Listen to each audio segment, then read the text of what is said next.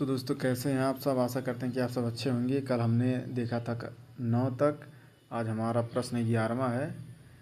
11वां प्रश्न है, Rowlatt act किस वर्ष लागू हुआ। रॉलेट एक्ट किस वर्ष लागू हुआ? तो 1919 में।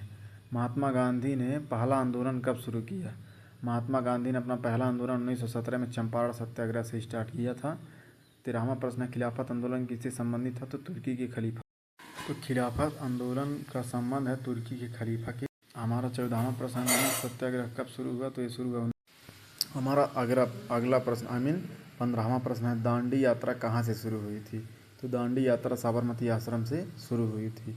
16वां प्रश्न है, भारत छोड़ो आंदोलन कब हुआ? तो भारत छोड़ो आंदोलन हुआ था आपका 1942 ईस्वी में।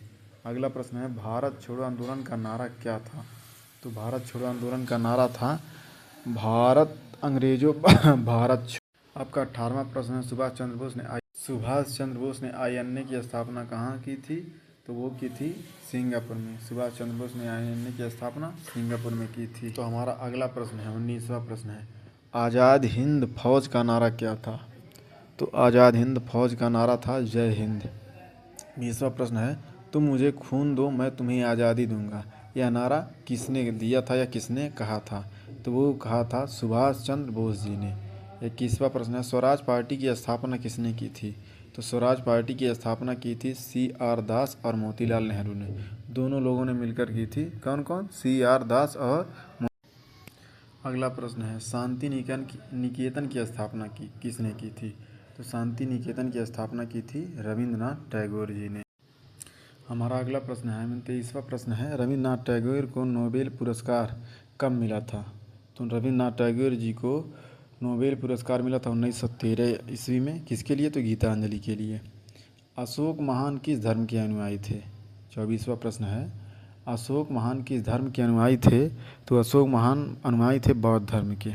25वां प्रश्न है, किस शासक ने कलिंग युद्ध लड़ा था? तो अशोक सम्राट अशोक ने कलिंग का युद्ध लड़ा था। 26वां प्रश्न है, गुप्त वंश का सबसे प्रसिद्ध शासक कौन था? तो गुप्त वंश का सबसे प्रसिद्ध शासक था चंद्रगुप्त विक्रमादित्य। कौन था? चंद्रगुप्त विक्रमादित्य। अगला प्रश्न 27वां प्रश्न है, हर्षवर्धन की राजधानी कहाँ थी? तो हर्षवर्धन की राजधानी थी कन्नौज। अगला प्रश्न 28वां प्रश्न है, बक्सर का युद्ध कब हुआ?